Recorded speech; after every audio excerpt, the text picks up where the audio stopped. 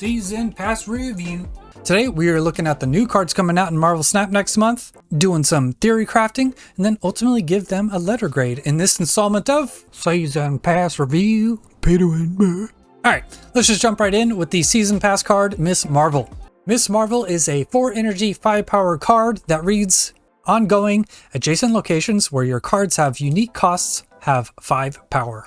So if this card is confusing at all of what it means by unique cost or whatever, basically it means you can only have one 1-drop at a location, one 2-drop, one 3-drop, one 4-drop, etc. If you have 2 of the same cost at any of the locations next to Miss Marvel, her ability will not trigger at that location. As for how good she is, I think it's a pretty decent power level for a Season Pass card. Strong, not seemingly busted, cool unique effect, and it looks like she's going to be decent in multiple archetypes. Ongoing Spectrum decks are going to want her, and she's probably going to make them much more viable now that Swamp Thing and Miss Marvel are good ongoing 4-cost cards. I think any Zabu mid-range, like Darkhawk type list is going to want Miss Marvel as a 4-drop now. Or basically any deck where the style is to play like 1 card a turn and just have decent power to energy ratio plays is going to at least strongly consider Miss Marvel as a card. Even if she only buffs 1 lane, or gets moved or something, she's still a 4 energy 10 power card, which is solid. We already jumped through hoops to make Sentry, Atuma, and Typhoid Mary good. Miss Marvel's the same thing, basically. I don't see many downsides. The floor is high, the ceiling is sorta high too. Yeah, it's just a good card. Gladiator is up next. He is a 3 energy 7 power card that reads, on reveal, add a card from your opponent's deck to their side of this location. If it has less power, destroy it. So I first saw this dude in the 90s X-Men cartoon, and I was like, what? I was like, this dude is just Superman with a mohawk, which he is. But anyways, I'm pretty stoked for this card. Essentially, any list that would consider Maximus at all should also consider Gladiator. And I think Gladiator might enable a new deck in and of himself. I put a list out maybe a month or 2 ago with Invisible Woman, Zero, Sentry, Atuma, Professor X, Maximus, Cosmo, Destroyer.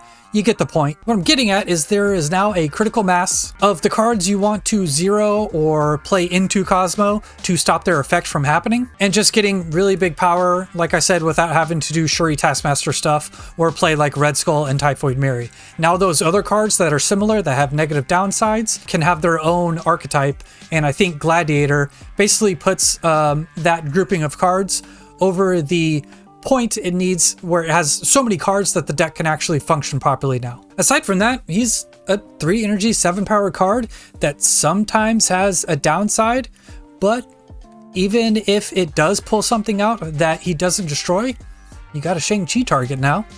Next up, Martyr. Martyr is a 1 energy 4 power card that reads, at the end of the game, move to a location that loses you the game, if possible.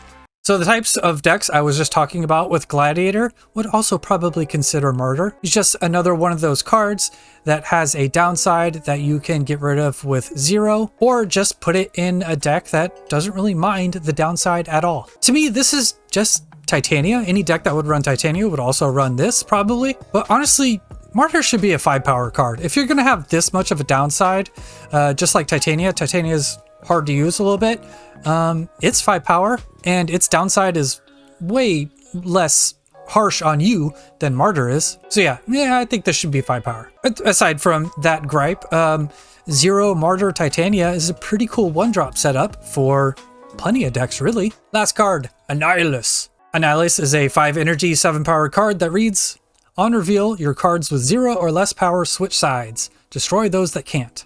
So I need to clarify how he works. I've seen and heard people talk about this card like he is Destroyer and talking about putting him in Destroy decks. No, he's not Destroyer. He only affects 0 or less power cards. All the other cards you have in play don't care about Annihulus, and Annihulus doesn't care about them. But yeah, Annihulus is the card junk needed. It's the card junk needed to be a top meta deck and not just some fringe, annoying as hell archetype. Sentry, Hood, Debris all got better. Hazmat even got better because you can hazmat stuff, and then if they go too low and you don't have Luke Cage, whatever, you just send it over with Annihilus. Yeah, but you don't need to be doing like weird Valkyrie and Carnage stuff in those type of junk lists with Sentry and Hood and blah blah blah. Now all you need really is Viper and Annihilus. Yeah, it's gonna be sick. You play out Hood, Sentry, Debris, hazmat, send all that crap over, and if you can't, they're blowing up anyway. GG, thanks for the cubes, nerd. On to the letter grades. Mr. Marvel, I am giving a B. Solid card that improves mid-range decks and also makes ongoing Spectrum decks maybe viable at the top end of the meta. Gladiator gets a B+. Potentially good enough to just be a plug-and-play type card, but maybe good enough to spring up some new fringe archetypes. Martyr gets a C. She's not great, she's not bad. The decks that want her will be happy with her, but it's not going to be mini decks. Annihulus gets a B because I think he's going to be very, very good, but only in one deck. You can't give a card that is only good in one deck anything higher than a B in my opinion. Overall recommendations for the season: buy the season pass. It's $10 a month. Buy it. As far as spotlight caches go and what to save up for is a little weird. It depends on what type of decks you like to play. I think the only card you can realistically save up for and be happy with just in a generic sense and is not like a super niche card is Gladiator. The rest of them, you gotta sort of be into the type of decks that want them. That's it. Thank you for watching. If you like my content or anything, leave a like and subscribe. It's a little work for you, but for me, it means a whole lot. Also, consider becoming a member. It's $1.99 a month. I put all the perks in there I could, and the more members I get, the more cool interactive videos I can do with my community. That's it. Good luck in your games. Later on, nerds. Dude is just Superman with a mohawk.